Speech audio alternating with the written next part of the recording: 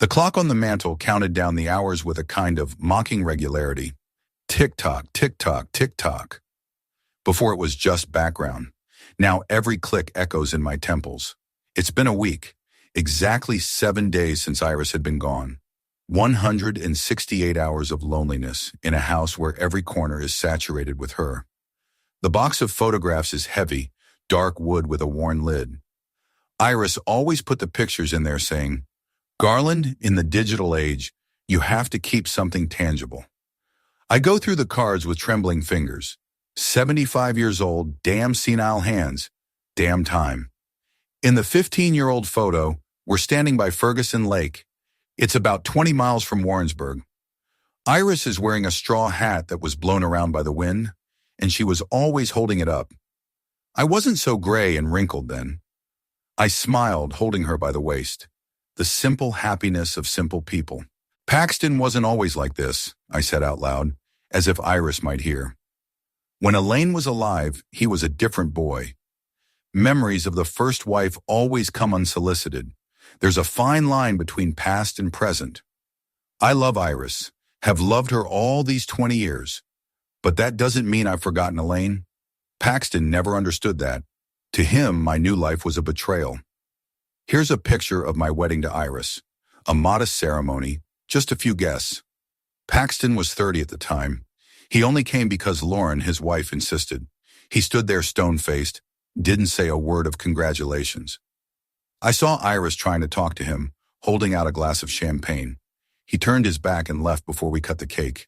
And this is our trip to Pittsburgh about 10 years ago. We were visiting Iris's sister Dottie. A simple trip, nothing special, but for some reason this particular picture makes me clench my teeth to keep from howling in pain. Iris is standing in front of some historic building, her graying red hair gathered in a careless bun, her eyes squinting against the sun. She laughs, and I remember that moment. I remember thinking at the time, God, I'm so lucky. I put the photo aside. It's time to stop this torture. But I can't tear myself away. I keep going through the cards as if it were my salvation. The last few months have been a living hell. The diagnosis sounded like a judgment. Stage 4, liver and bone metastases, prognosis months at best. Iris took the news with a strange calmness, much easier than I did. She was the one who reassured me, stroked my arm and said, "Garland, life doesn't last forever, and I'm grateful for our years. How can you be so strong in the face of death?" I couldn't. When it got really bad and she was moved to hospice, I came every day. I sat next to her, held her hand, read her favorite books aloud. The nurses already knew me by name, brought an extra chair, sometimes even a cup of tea. "You're so devoted," one of them said. "Betty, I think." Devoted? That's ridiculous. I just love my wife. Iris was melting before my eyes. First, she lost her hair from the chemo, then her weight.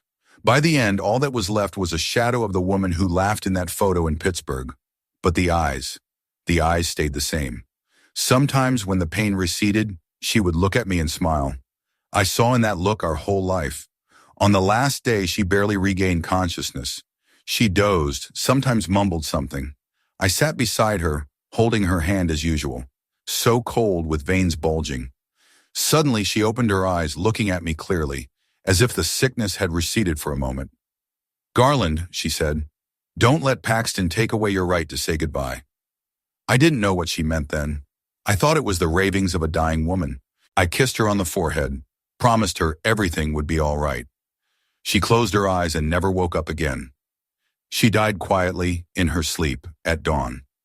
I sat by her side, not letting go of her hand, until the nurse came in. Paxton called me a couple hours after she died. Cold, formal tone. "I'm organizing the funeral," he said. "You don't have to worry." I was too shattered to object. Iris's death had drained me of all my strength, all my will. He said the ceremony would be in 3 days at the town chapel. I just nodded, unable to argue. Something inside me told me not to trust him, but grief clouded my judgment. The hospice nurse called the next day, offering her condolences, asked if everything was all right with the funeral, said her son had stopped by to pick up Iris' personal belongings, looked very businesslike. I thanked her and hung up. Didn't even ask what kind of things he'd taken. I didn't care. A few days passed like a blur. I hardly ate, slept lightly, mostly in the chair because I couldn't get into our bed. Sometimes the phone rang, but I didn't answer it. It's funny how quickly a person turns into a wreck if there's no reason to hang on. On the 6th day, I woke up to the doorbell ringing, insistent, loud. I made my way to the front door, opened it. Edith, our neighbor, was standing there with a pot of soup. "For God's sake, Garland, have you looked in the mirror?" she asked instead of greeting me, pushing her way into the house. Edith was the kind of old maid who felt it her duty to look after everyone around her. Sarcastic but kind at heart. Iris and I often had her over for Sunday lunches. "You should eat," she said, heading for the kitchen, "and shave. Iris wouldn't want to see you like this." I followed her obediently, unable to object. "I saw your Paxton yesterday," she said, warming the soup. "At City Hall, so busy, so important. Didn't even say hello, though. He sure noticed me." "He's always like that," I said, sitting down at the table, "especially now that he's become deputy mayor. You should call him." "Find out about the funeral," Edith said, putting a plate in front of me. "People say all sorts of things." "What do they say?" I asked, mechanically bringing the spoon to my mouth. "Well," she faltered, "Martha at the florist said she's placing an order for tomorrow, for your Iris funeral, but you said the ceremony was in 3 days, didn't you?" I froze with a spoon in the air. Something inside moved as if waking from a long sleep. Anger. A sharp, burning anger. "Are you sure?" I asked, feeling my heart start to beat faster. "Martha wouldn't lie," Edith shrugged. "She said Paxton had ordered white lilies. A basket. Expensive ones, by the way." Iris hated lilies. She thought they were too pretentious, too funereal. She liked simple wildflowers, daisies, cornflowers. We used to go to the country and she'd pick bouquets. "Edith, would you mind calling Martha right now?" I asked, pushing my plate away. "Just to get the details?" She nodded, pulling her cell phone out of her purse. I listened to their conversation, feeling an icy rage building inside. Martha confirmed that Iris Thorpe's funeral was tomorrow, 2 o'clock in the afternoon at the city chapel. The order was placed by Paxton Thorpe, paid for in cash. "That bastard," I hissed when Edith hung up. "He lied to me on purpose. He doesn't want me at his own wife's funeral." Edith looked at me with concern. "Garland, maybe it's a misunderstanding. Maybe there was a change of plans and they forgot to tell you." I shook my head. Knew my son better than anyone. This was deliberate, a continuation of years of war. "Thanks for the soup, Edith," I said, rising. "You're a true friend. Now, if you'll excuse me, I have some calls to make." She left, concerned but understanding. I stood by the phone for a long time, collecting my thoughts. I could have called Paxton directly, made a scene, but it wouldn't have done any good. He'd deny it, play it cool, and then do it his way. No, there had to be another plan. I dialed my grandson's number. Dexter, Paxton's son, was always closer to me than his father. Maybe because I didn't push him, didn't demand perfection in everything like Paxton did. Maybe because I taught him how to fish and play chess. Or maybe it was just because I saw him as a good kid, despite his father's attempts to mold him into a copy of himself. "Grandpa?" There was surprise in his voice. "You okay?" "I've been better," I said honestly. "Look, Dex, I need the truth. Grandma Iris's funeral's tomorrow?" Silence on the phone. Long, heavy. Finally, he sighed. "Damn it, Grandpa. I was just about to call you." "So it's true," I said. "Your father went behind my back. He said he told you." Dexter sounded confused. "He said that you refused to come because you were in too much pain." I grinned bitterly. Typical Paxton, turning everything inside out. "Grandfather," Dexter continued, his voice low as if he was afraid of being overheard. "There's something fishy going on. He's fussing over this funeral like a madman. Picked out the coffin himself, made the arrangements with the chapel. He even insisted that the coffin be closed. He says it's best for everyone. Iris wanted an open casket. We discussed it when it was clear the end was near. She said, 'I want people to see me for the last time. Don't be afraid. I won't look scary. Ask them to put some blush on.'" "What time tomorrow?" I asked, feeling my hands clench into fists. 2 o'clock, City Chapel, Dexter answered. Grandfather, I don't know what it is with you and your father, but this isn't right. It's your wife's funeral, and you should be there. I will be, I said firmly, and thank you for telling the truth. We talked some more. Dexter told me that after the funeral, there's supposed to be a reading of the will at the town notary's office. Paxton's all over Iris' will, even though she's nobody to him. But I know the son. He always thought he was entitled to everything, thought she might have left something to his kids or the charity he runs. Typical Paxton, always looking to make a profit. I hung up the phone and sat still for a long time. 20 years of marriage, 20 years of love, arguments, reconciliations, breakfasts and dinners together, vacations and ordinary days. And Paxton wanted to take away my right to say goodbye to her. Don't let Paxton take away your right to say goodbye, I remembered Iris's last words. She knew. Somehow she had seen this coming. I stood up, feeling a strange determination.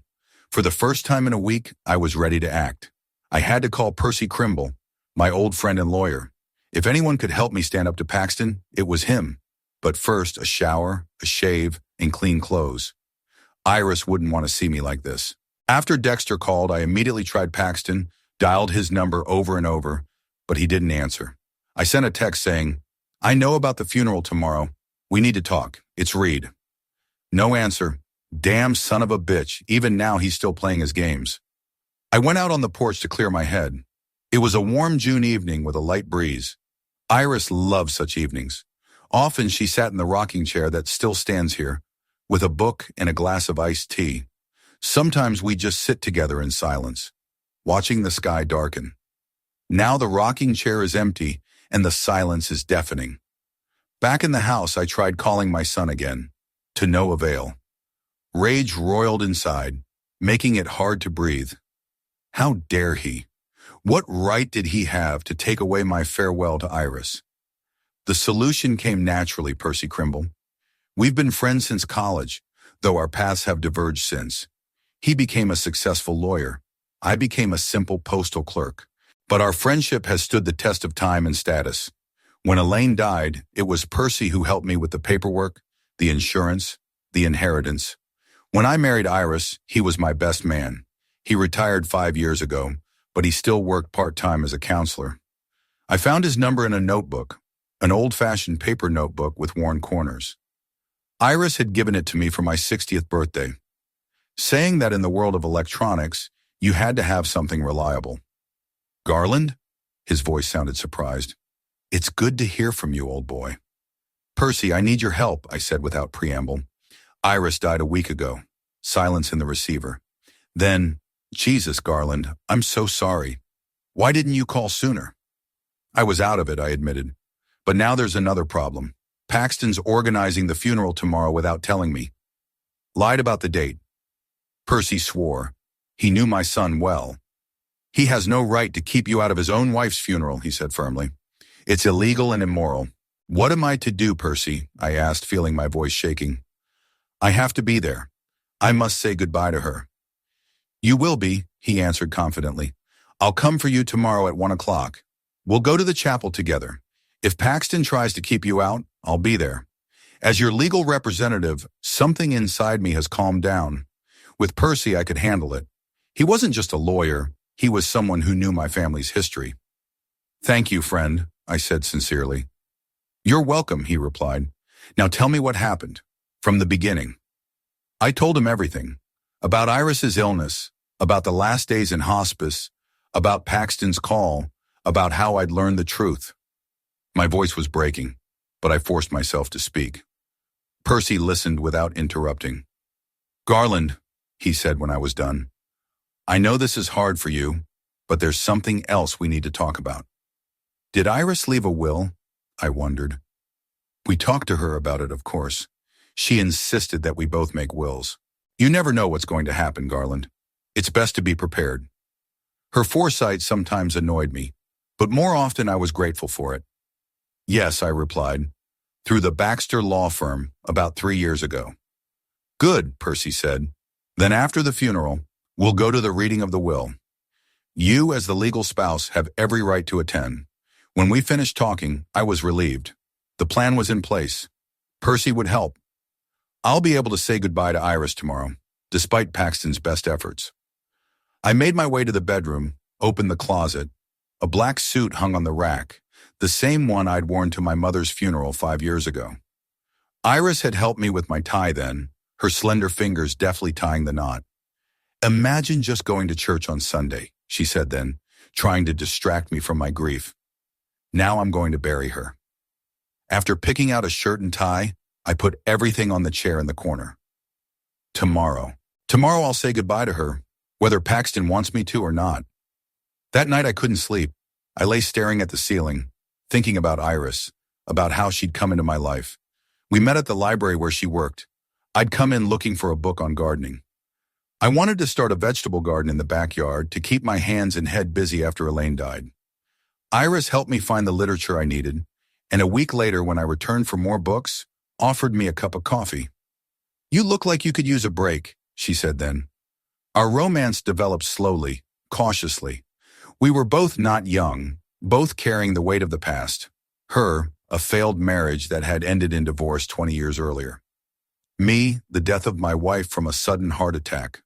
We weren't looking for passion, more like understanding, acceptance, a safe harbor.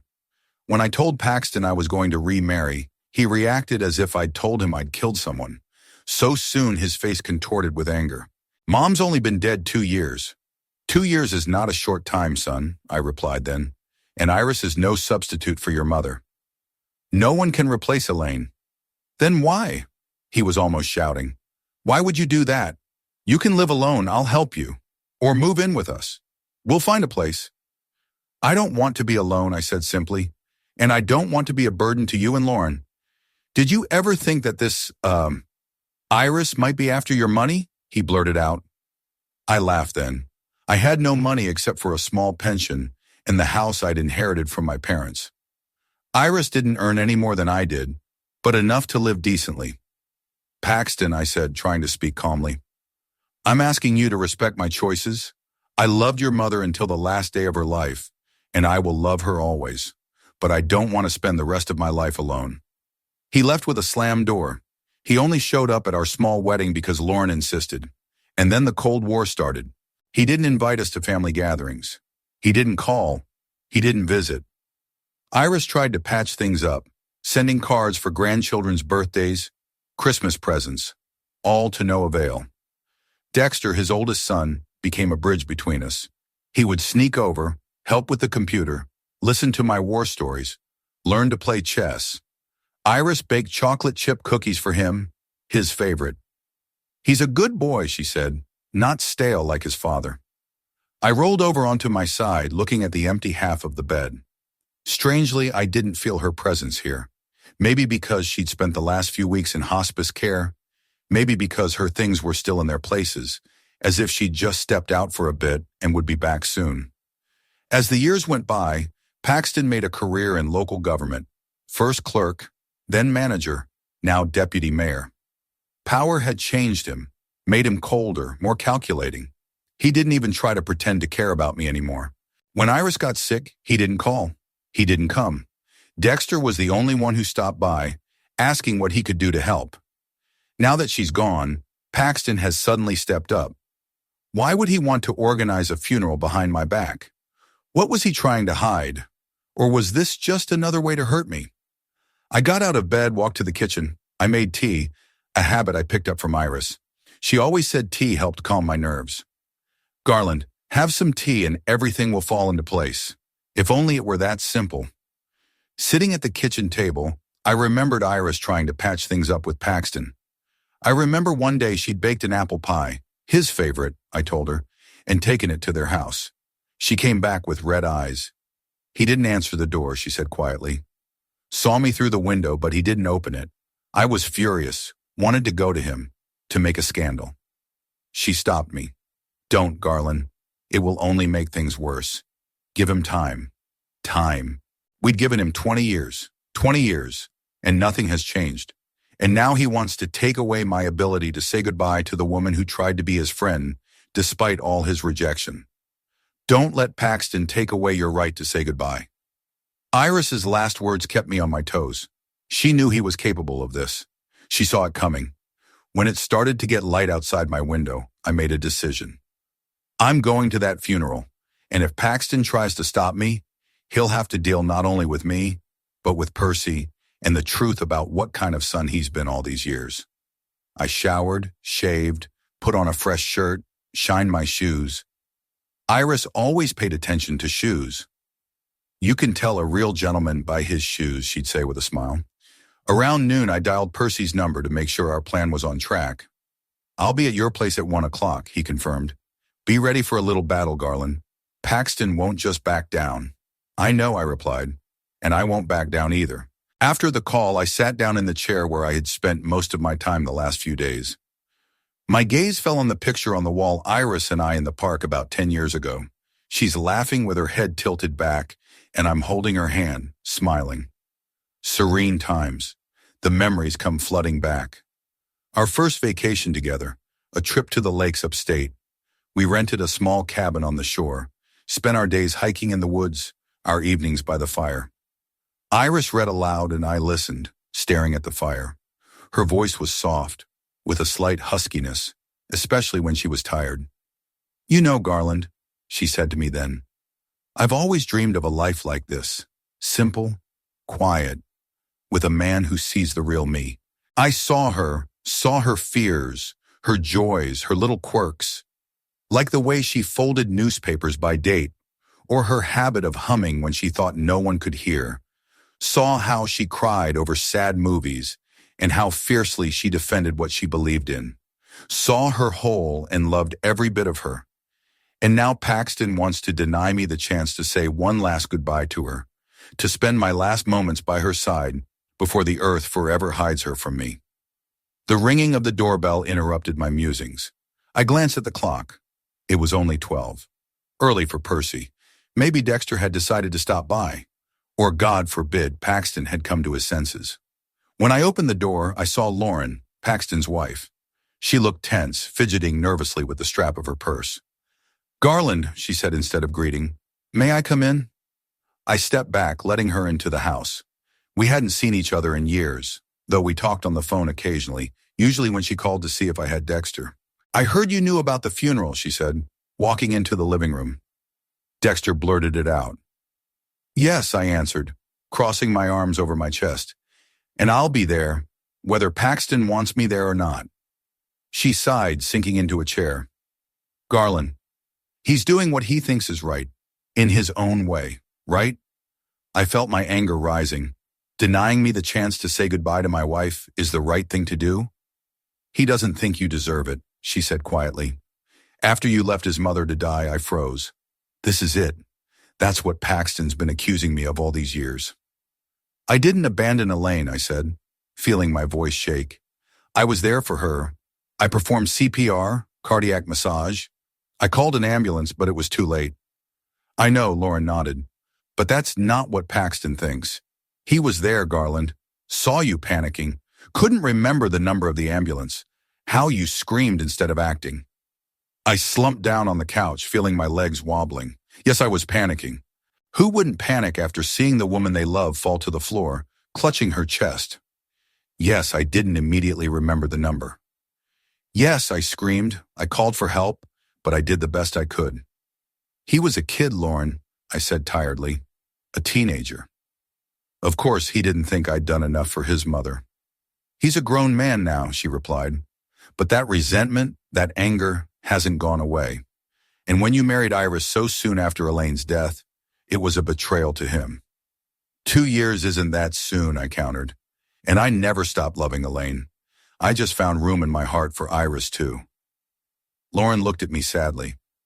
I know, Garland, and I've tried to explain that to Paxton, but he won't listen. There's only black and white for him. You either love his mother and are loyal to her, or you're a traitor. We were silent for a while. Then she stood up. I came to tell you that if you show up at the funeral, there will be a scandal, she said. Paxton is determined. He believes Iris destroyed your family, and he won't let you desecrate your mother's memory by attending this funeral. Desecrate? I felt the blood rush to my face. This is my wife we're talking about, Lauren. 20 years together, 20 years of love, care, support, and he wants to take away my right to say goodbye to her. He's already organized everything, she said, heading for the door. There will be guards. They won't let you in. We'll see, I said, straightening up. I have a plan too. And friends. She stopped at the door, looking at me with a strange expression, either pity or respect. You know, Garland, I always thought you were a good man, and Iris was a good woman. I'm sorry about what happened. After she left, I sat back in my chair. So, Paxton's ready for war. Well, so am I. I'm not going to let him take away my goodbye to Iris. Not after all we've been through. Percy arrived at exactly 1 o'clock, as promised. Seeing my face, he frowned. What happened? I told him about Lauren's visit, about Paxton hiring guards to keep me out of the funeral. What a bastard, Percy muttered. But it doesn't make any difference, Garland. We're going anyway. Are you sure? I asked. There could be a fight, a scandal. Iris wouldn't want that. Iris would want you there, Percy said firmly, and we'll do everything we can to make it happen. No fights if possible, but you have every right to attend your wife's funeral, and no Paxton and his guards can stop that. I nodded, feeling a surge of determination. Percy was right. Iris would have wanted me there.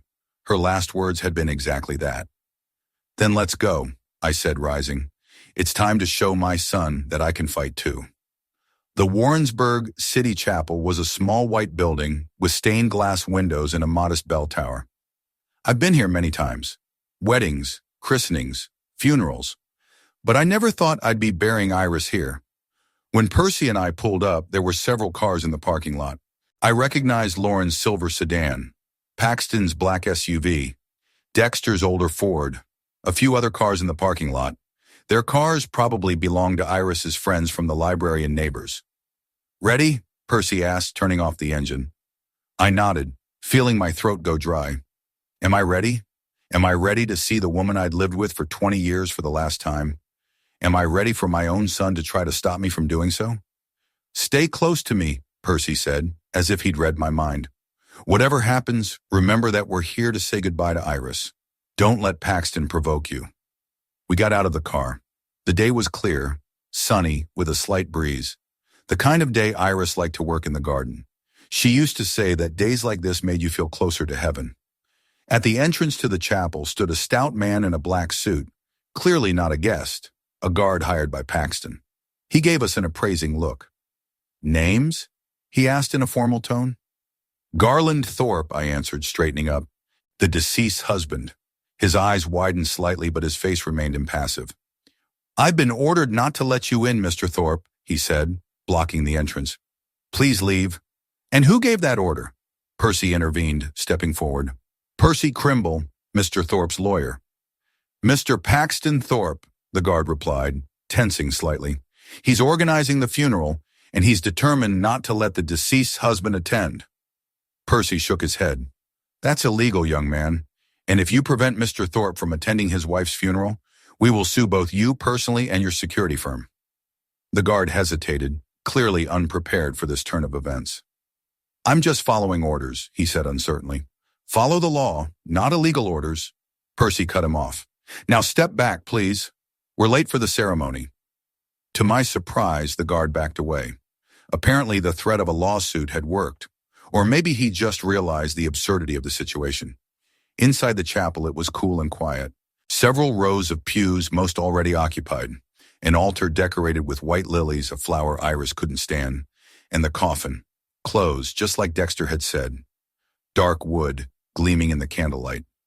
In that box lies Iris, the woman who had laughed with me, cried with me, shared her life with me for 20 years. I felt a lump rise to my throat. People turned around as we passed. Some nodded, some averted their eyes. I saw Iris's colleagues from the library, Martha Higgins, Grace Lawrence. They smiled weakly at me. Neighbors. Edith waved her hand, and in the front row, Paxton and his family. He didn't turn around, but I could see by the tense back that he was aware of my presence. Percy and I sat in the last row. I felt my hands shake, and I clenched them into fists. No time for weakness, not here, not now. The ceremony began. Pastor Wilson, an older man with kind eyes, began to speak about Iris, about her kindness, about her service to the community as a librarian. He spoke good, proper words, but they seemed empty to me. This man barely knew my wife, didn't know how she liked her morning cinnamon coffee, how she dreaded thunderstorms, how she frowned when reading something complicated, didn't know the real Iris. After the pastor, Martha, the library director, spoke, she talked about how Iris organized a reading program for disadvantaged children and how she helped the elderly learn the computer. She was the heart of our library, Martha said with tears in her voice, and a piece of that heart will stay with each of us. Then Paxton came up. I tensed. What could he say about Iris? He'd barely interacted with her.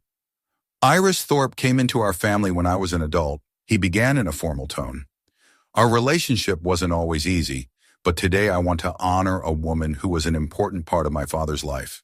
He spoke smoothly, emotionless, as if he were reading out a report at work. Not a word about how he'd ignored her all these years, how he'd rejected all her attempts at a relationship. Hypocrite. When the official part of the ceremony was over, the pastor invited those who wished to come up to the casket to say goodbye. People began to stand up, forming a line. I stood up, intending to do the same. Then Paxton noticed me, his face contorted with anger. He came up quickly, blocking my way. You, he hissed. How dare you come? This is my wife, Paxton, I answered, trying to speak calmly. I have a right to say goodbye to her. You don't deserve to be here. Go away. His voice rose, drawing the attention of the others. You don't deserve to stand by her coffin. Paxton, Lauren intervened, coming over to us. Not here, please. No, he waved her away. I will not let him desecrate this ceremony. He left my mother to die, and now he's come to pretend to love this woman? Percy put his hand on my shoulder, holding me back. I could feel the blood pounding in my temples. Mr. Thorpe, Percy addressed Paxton in a formal tone. Your father has a legal right to attend his wife's funeral. Moreover, after the ceremony, there will be a reading of the deceased's will, where his presence is required as the principal heir. Heir? Paxton grinned. She had nothing. We'll find that out at the reading of the will, Percy said calmly. For now, I strongly advise you to step back and let your father say goodbye to his wife. Otherwise, I'll have to file a complaint for obstruction of a funeral ceremony, which is a violation of state law. Paxton turned black, but backed off. I saw Dexter looking at us from the back row, a mixture of embarrassment and relief. I walked over to the casket, closed against Iris's wishes, put my hand on the polished wood, cold, smooth, nothing like the warmth of a living person. Goodbye, my dear, I whispered. Thank you for 20 years of happiness. I felt tears on my cheeks, but I didn't wipe them away. Let everyone see. Let Paxton see that I really loved her. After the ceremony, people started to leave. Some came up to me offering their condolences. Martha hugged me, whispering, She loved you so much, Garland. Always said you were the best thing that ever happened in her life. Percy came up to me when the chapel was almost empty. It's time to go to the notary, he said. The reading of the will is scheduled for 4 o'clock. I nodded, taking one last look at the coffin. Strangely, I didn't feel Iris was here. Perhaps because she had spent most of her life not in the church, but in the library, in the garden, in our house. That's where her spirit remained, her presence. Not here, among the cold white lilies and formal speeches. The Baxter's notary office was in the center of town, in an old columned building. When Percy and I entered, Paxton and Lauren were already there. Dexter and a few other people I hadn't expected to see. Dottie, Iris's sister, whom they hadn't spoken to in years. And a young woman, probably her daughter, Iris's niece. Hamish Baxter, an elderly notary with a neat gray beard, greeted everyone and motioned for them to sit down. I noticed Paxton's tense expression, as if preparing for battle. We are here to read Iris Frawley Thorpe's last will and testament, Baxter began in a formal tone. The document was drawn up 3 years ago and duly witnessed. He opened the folder, put on his glasses, and began to read. I, Iris Frawley Thorpe, being of sound mind and sound judgment, make my last will and testament regarding the disposition of my estate at my death. Then came the standard legal language. I listened, half listening, thinking about the fact that Iris had been sitting here in this very office 3 years ago, planning what would happen after her death, taking care of a future she would no longer have. To my beloved husband, Garland. She and Iris hadn't spoken in about 5 years because of some family quarrel that Iris didn't like to remember. To my niece, Abigail Hammond, I leave my collection of art books and $5,000 for her education. The young woman, Abigail, looked surprised. Apparently, she too had not expected an inheritance from an aunt with whom she barely spoke. To Dexter Thorpe, Paxton's son, I leave my pocket watch that belonged to my father. Dexter has always admired them, and I know he will value them not for their material value, but for the history they hold. Dexter smiled weakly. I remembered how, as a teenager, he had loved looking at that watch, asking about its history. Iris had always answered his questions with patience and love. To Paxton Thorpe, my husband's son, I do not leave material possessions, as I know he will not accept them from me. Instead, I leave him a letter which I asked the notary to deliver to him personally after the reading of the will. Paxton snorted as if to confirm her words. Indeed, he would accept nothing from her. I leave the remainder of my estate, including personal effects, furniture, and art, to my husband, Garland Thorpe, with full discretion to dispose of them as he sees fit.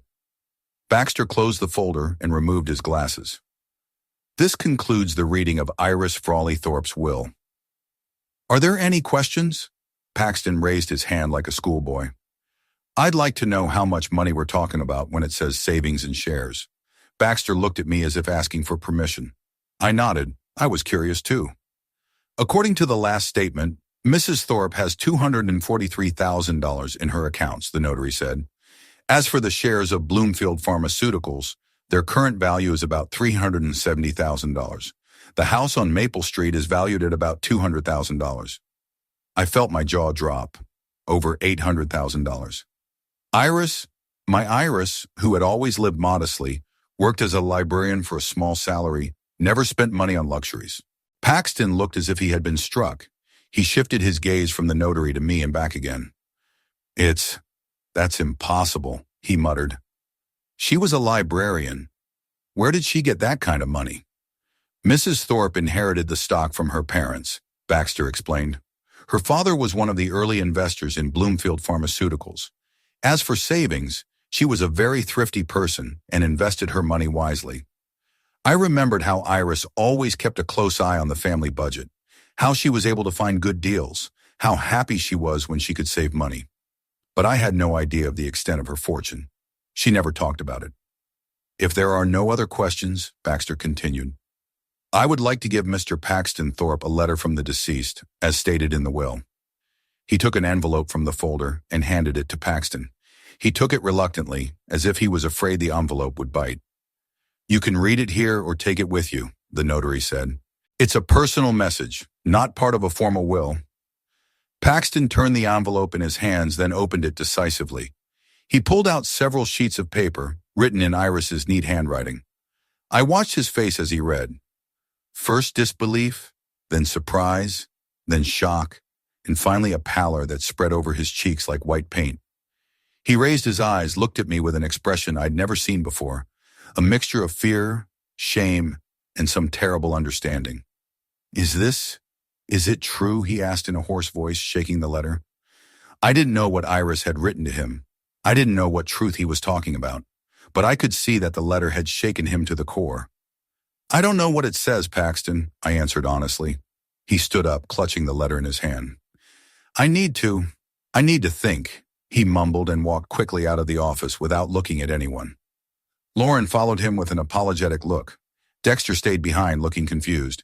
What happened? He asked, turning to me. What was in that letter? I don't know, son, I answered. I haven't the faintest idea. After the reading of the will, Percy drove me home. I sat in the car, stunned by what had happened. Over $800,000, a house I never knew I had, and that letter that had so shaken Paxton. Are you okay? Percy asked, stopping in front of my house. I don't know, I answered honestly. Too many things all at once. Do you want me to come in with you? He offered. You shouldn't be alone right now. I shook my head. Thanks, man, but I need to be alone. Digest all this. Percy nodded understandingly. Call me anytime if you need me. I thanked him and got out of the car. Our house, my house, looked the same as it always had. But now I knew I, had another house and enough money to not have to worry about the future for the rest of my life. Once inside, the first thing I did was head to the kitchen and pour myself a whiskey. Without diluting it, I took a big gulp, feeling the liquid burn my throat. Iris didn't approve of hard alcohol, but today was a special day. I sat down at the kitchen table, the same table where Iris and I had breakfast every morning. She was always up early, making coffee, toast with jam. "Good morning, sleepyhead," she'd say when I finally came downstairs, sleepy and grumpy. What was in that letter? What had shaken Paxton so much? As if in answer to my thoughts, the doorbell rang. It was sharp, insistent. I got up reluctantly. If it was some well-wisher with condolences and a casserole, I'd just slam the door in his face. On the threshold stood Paxton, pale, red-rimmed eyes, clutching a familiar envelope in his hand. "May I come in?" he asked, and there was none of his usual arrogance in his voice. I stepped back silently, letting him into the house. He walked into the living room and stopped by the fireplace looking at the pictures on the shelf. Many of them were of Iris. "Is that true?" he asked without turning around. "What she wrote, is it true?" "I don't know what she wrote, Paxton," I answered, closing the door. But Iris never lied, at least not to me. He turned to me and I saw in his eyes the pain he'd hidden all these years. "Dee, she wrote that she was there," he said quietly. "The day Mom died, she was there for me." I froze. I didn't expect that. "What?" "She was a nurse," Paxton continued, looking at the letter in his hand. "Before she was a librarian, drove by our house, saw you running out, screaming for help. She stopped, went inside, found Mom on the floor, and you trying CPR. I leaned against the wall, feeling my legs shaken. That day, the terrible day that changed our lives forever. I remembered it in fragments.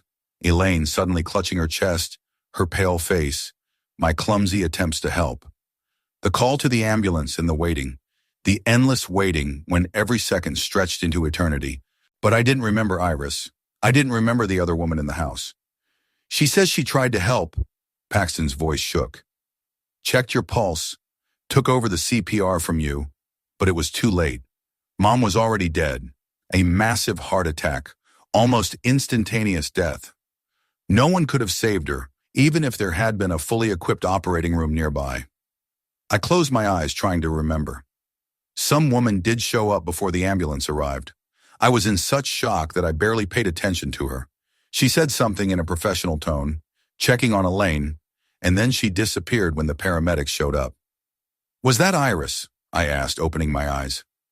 "That woman?" Paxton nodded. "She writes that she didn't tell you who she was when you met in the library 2 years later.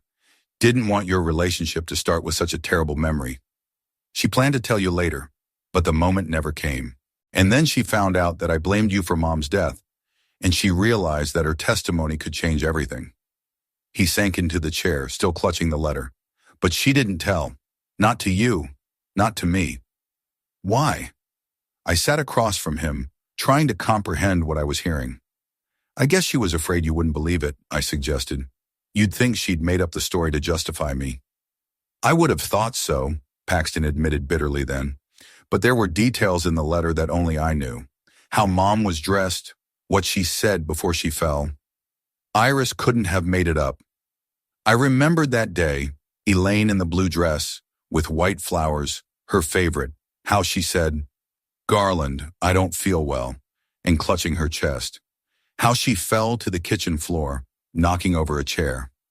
She's not lying, I said quietly. I don't remember her there, but it was the worst day of my life. I don't remember much of it, clearly. Paxton looked up at me with a look full of pain. All these years I blamed you, thought you didn't do enough to save her, and then you found her replacement so quickly. 2 years isn't that fast, I argued tiredly. And Iris was never a replacement for your mother. She was a different person, someone I came to love in a different way. I know, he lowered his head. I know it now. She writes about it too, about how you talked about your mom, how you kept her pictures, how sometimes you called her name in your sleep. I felt tears coming to my eyes. Iris never reproached me for that. never jealous of Elaine's memory, realized my heart was big enough to hold love for both of them. That's not all. Paxton turned the page of the letter. She knew about my financial problems, about going into debt, trying to impress my bosses to maintain a certain standard of living. I frowned.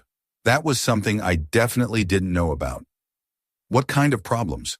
3 years ago, I'd taken out a loan to buy a new house in an upscale neighborhood, then another one for a car, then the stock I invested in fell apart.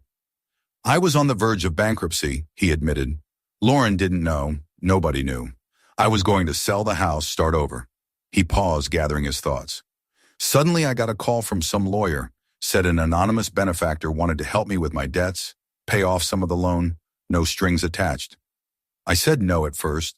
Then I agreed when he assured me that the benefactor would never reveal himself or ask for anything in return. Iris, I guessed. It was Iris. Paxton nodded. She wrote that she had learned of my troubles by chance from a mutual acquaintance. She couldn't stand by when her stepson was in trouble. She paid almost $100,000 to help me, money she'd been saving up all her life. I shook my head, amazed. Iris had never mentioned it to me, never hinted that she was helping Paxton. Perhaps she was afraid I'd tell him, and he'd refuse to help out of pride. She wrote that she loved me. Paxton's voice trembled. Not as a son, she knew I would never accept her in that role, but as a part of you, as someone who was important to her husband, and she wanted us to have a normal relationship for your sake. I remembered how Iris always asked about Paxton, even though he ignored her, how she sent cards on his birthday, how she made his favorite Thanksgiving apple pie, even though she knew he wouldn't come. She was an amazing woman, I said quietly. Much better than I deserved. Then we both deserved, Paxton corrected, and there was remorse in his voice. She writes that she doesn't blame me for hating her. She understands my pain. All she asks is that I let you attend her funeral, so you can say goodbye. He looked up at me in shame, and I refused her even that, her last request. We sat in silence for a while. I tried to make sense of everything I'd learned today. Iris helping a son who hated her. Iris hiding her wealth, living modestly. Iris witnessing Elaine's death.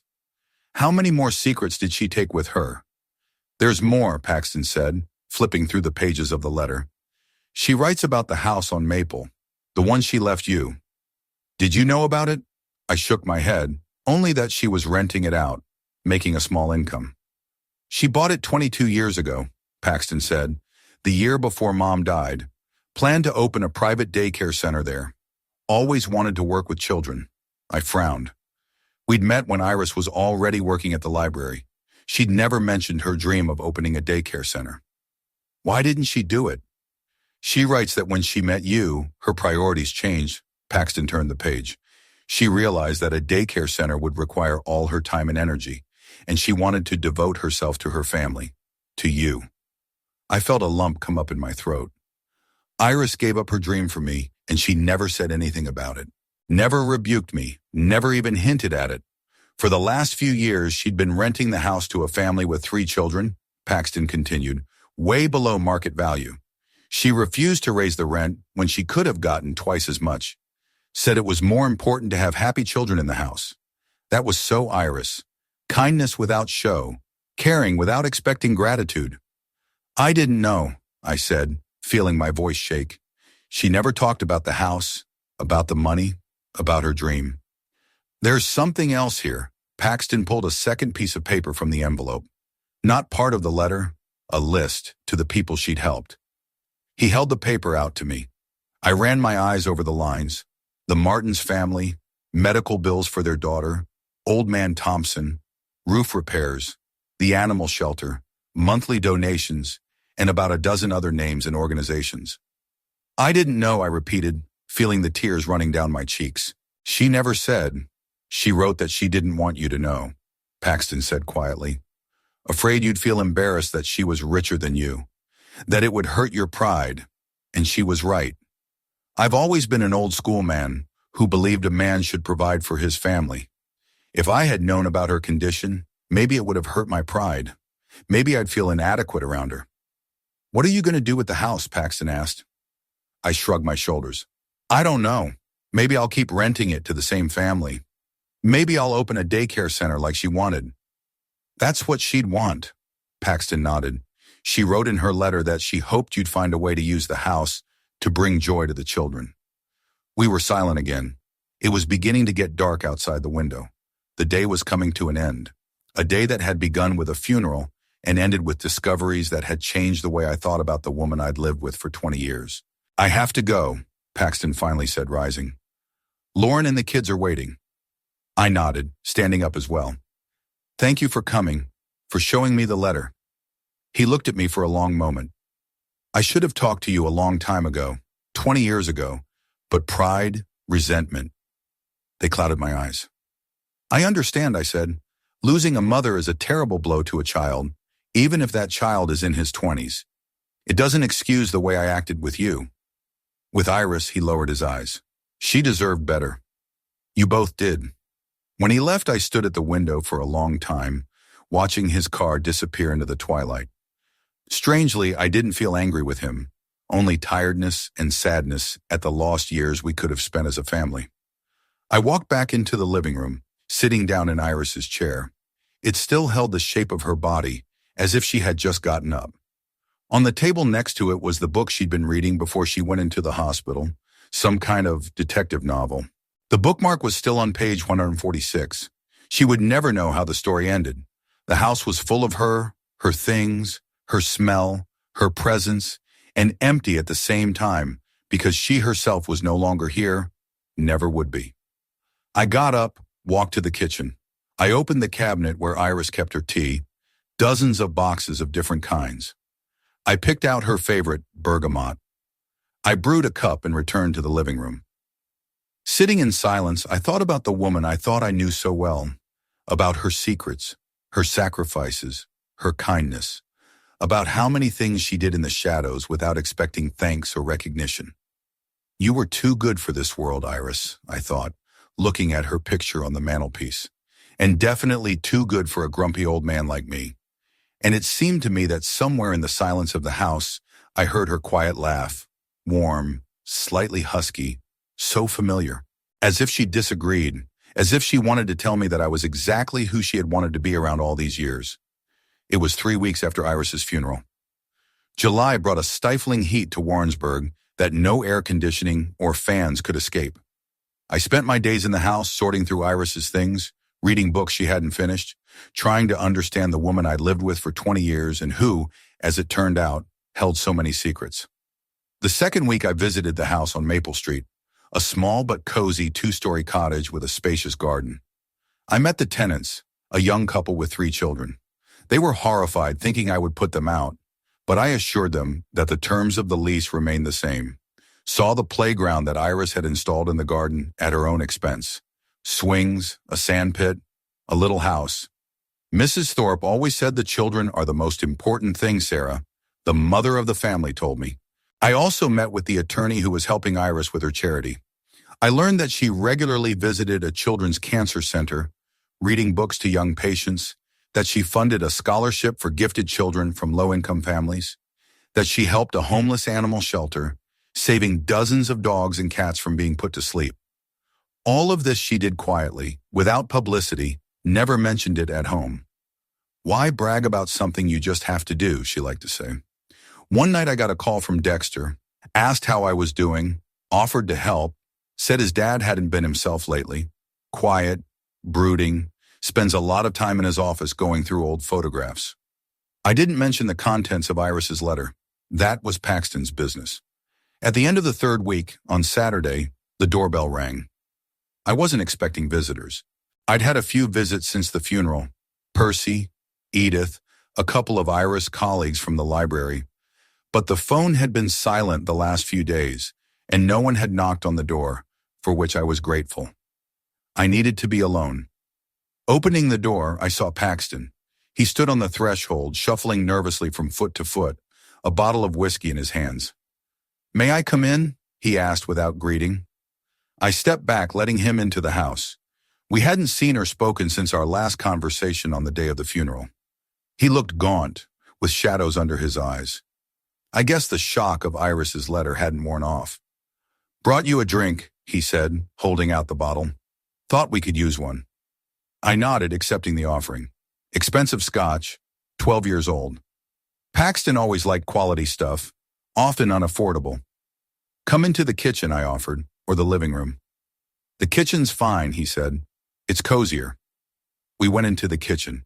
I took out 2 glasses and poured us both a drink. We sat down at the table, which still had the tablecloth Iris had chosen, a small floral pattern. How are you? Paxton asked, taking a sip. I'm hanging in there, I answered honestly. Sometimes better, sometimes worse. How about you? He twirled the glass in his hands, looking at the amber liquid. I don't know. I'm trying to make sense of everything. What Iris wrote, the way I've behaved all these years. We didn't talk. Through the open window came the chirping of cicadas and the distant barking of the neighbor's dog. The usual sounds of a summer evening that Iris liked to listen to while sitting on the porch. I visited the house on Maple, I said, breaking the silence. Met the tenants. Nice family. Paxton nodded. What do you plan to do with it? I haven't decided yet, I shrugged. Maybe I'll actually open a children's center or something, fulfill her dream. That would be good. He took another sip. She loved kids, always treated mine well, even when I was what I was. I remembered how Iris always bought gifts for her grandchildren for all the holidays, even though she was rarely able to give them in person. How she'd asked about them, rejoiced in their successes, even though she knew about them only from Dexter's rare stories. Iris was special, I said quietly, better than most of us. Paxton nodded, looking into his glass. I didn't deserve a stepmother like that, he said bitterly, nor a father like that. I looked up, surprised by his words. What do you mean? He took a deep breath, as if gathering his strength. I never told you what happened that day when Mom died. I froze. In 23 years, we'd never once talked about that day. It was too painful a topic for both of us. You were in college, I said carefully. Came up for the weekend. Yes, he nodded, but for a reason. I failed 2 exams. I skipped half the semester, drinking, partying, spending your money on stupid things. I frowned. I didn't know about that. Elaine had never told me Paxton was in trouble in college.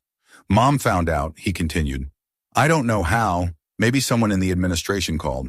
She met me with a serious talk, said if I didn't get my act together, she and you would stop paying for college. He paused, taking another sip of whiskey.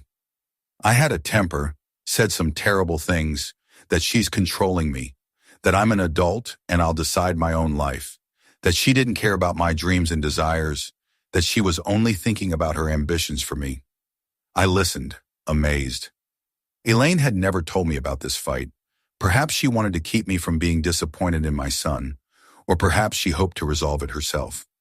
It was a terrible fight. Paxton's voice shook. I screamed. She was crying. At one point I said I'd rather she died than continue to ruin my life with her demands. He closed his eyes, his face contorted with the pain of the memory, and an hour later she did die. Caught her heart right in the kitchen while you and I were in the living room.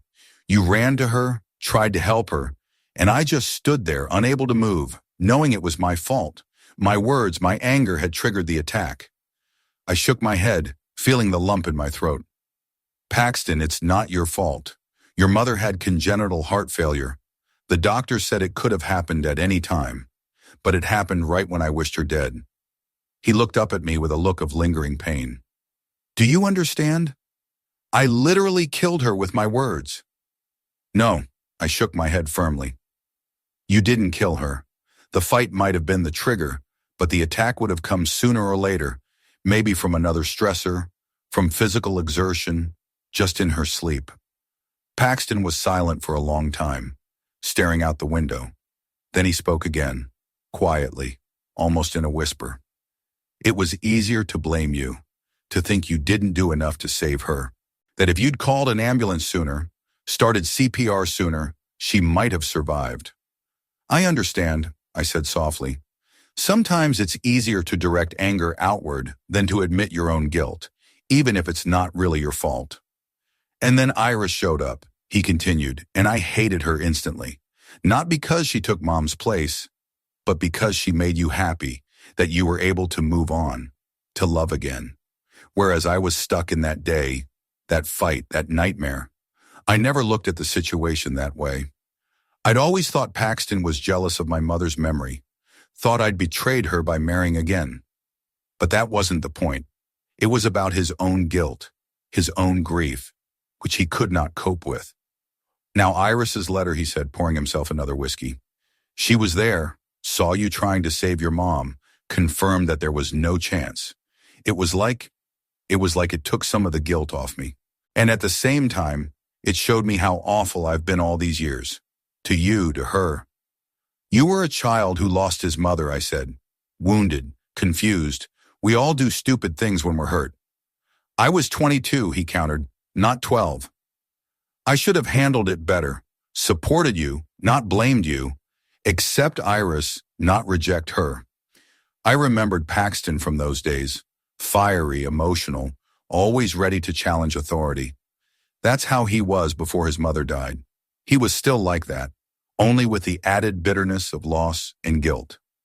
22 is still very young, I said, especially for this kind of trauma. We were silent again. I thought about the years spent in feuds, in grudges, in misunderstandings, how Iris had tried to build a bridge between us, not knowing the real cause of the rift, how she secretly helped Paxton, knowing that open help would be rejected.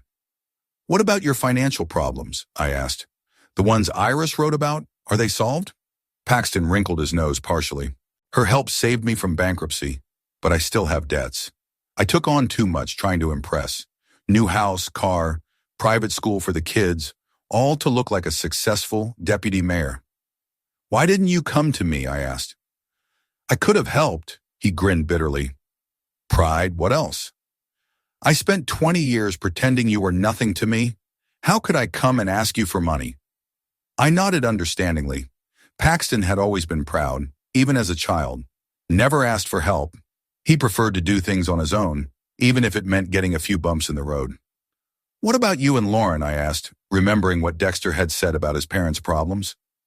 Paxton sighed, rubbing the bridge of his nose. Not great. We estranged. I'm at work all the time. She's busy with the kids. When we're together, we either don't talk or we fight. I'm sorry, I said sincerely. Lauren's a good woman. Yeah, he nodded. Too good for me. Just like Iris was too good for both of us. He looked at me with a new honesty in his gaze. You know, I was always jealous of you and Iris the way you were together, even when you were doing ordinary things like cooking dinner or working in the garden. You could always tell that you were good together, that you were on the same page. I smiled, remembering our quiet evenings together, when she'd read and I'd do crossword puzzles, our Sunday walks in the park, our arguments about politics, about books, about what kind of tomatoes to plant this year. We had our problems, I said, but we knew how to talk, compromise. Iris was a master at it. Lauren and I had lost it, Paxton admitted, or never really knew how. I thought about it, looking at my son. Despite his outward success, his position in society, he looked lost. A man who had achieved everything he wanted and found that it didn't make him happy. It's not too late to learn, I said. Trust an old man who realized a lot of things too late. As long as you both want to keep the family together, there's a chance. Paxton nodded, looking thoughtfully into his glass. Maybe you're right. Maybe we should try therapy or something. That's a good idea, I agreed. Neutral territory where you can speak up without fear of being judged. We fell silent again, but the silence wasn't tense. It was more pensive, filled with thoughts of the past and possible futures. I miss her, Paxton said suddenly. My mom, I still do. It's been years and I still miss her. Me too, I said quietly. Every day, and Iris now too. How are you doing? He asked, looking at me with genuine interest. With loss, twice, I wondered. How am I coping? I live day by day. I remember the good things. I let myself be sad when things get unbearable. I don't know if I'm coping, I answered honestly. I just move on, because that's what they both want. For me to live, not exist in the past. Paxton nodded, understanding. I've been stuck in the past for 20 years, he said. That fight, that day, maybe it's time to move on, like you did. It's never too late, I said, reaching out and touching his shoulder lightly. And you're not alone. You have a family, Lauren. The kids and me, if you want me to. He looked up at me, and I saw something in his eyes that I hadn't seen in years. A glimpse of the boy I'd once taught to ride a bike, to cast a fishing rod, to tie a tie. "I want to," he said quietly, "if you can forgive me for all these years." "I forgave you long ago," I replied, tears welling up in my eyes, "just waiting for you to be ready to come back." We sat in the kitchen until late at night. We talked about the past, not just the painful moments, but the happy ones as well. Elaine teaching Paxton how to bake cookies from his grandmother's recipe, the fishing trips we went on every summer, college, Paxton's first job, the birth of his children. We talked about the present, his job at City Hall. My plans for the house on Maple, Dexter going to medical school. We talked about the future, uncertain, but including both of us for the first time in a long time. Maybe family dinners on Sundays, perhaps a vacation together next summer, perhaps new traditions to replace lost ones. By the time Paxton got ready to leave, it was well past midnight. We stood at the door, and there was something awkward about that goodbye. Too much said, too much changed in one evening. "Thank you," he said, holding out his hand, "for listening, for not kicking me out." I ignored the hand and hugged him, first time in 20 years. He tensed for a moment, then relaxed, hugging back. "Come over next Saturday for dinner," I said, letting him go. "With Lauren and the kids, I'll cook something." "Are you sure?" He looked unsure. "We can go to a restaurant. You don't need to." "I want to," I interrupted. "A family dinner, at home, like we used to." He nodded, smiling weakly. "Okay, 6 o'clock?" "6," I confirmed, "and tell Dexter to come too, with a friend if he wants." After he left, I sat on the porch for a long time, looking up at the stars. The night was warm, filled with the chirping of cicadas and the scent of the jasmine Iris had planted under the windows. I thought about our conversation with Paxton, about the confession, about the possibility of a fresh start.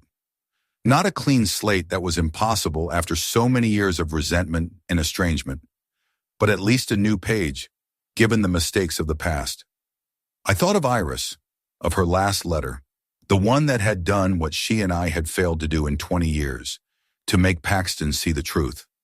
About her quiet kindness that had continued to work wonders even after her death.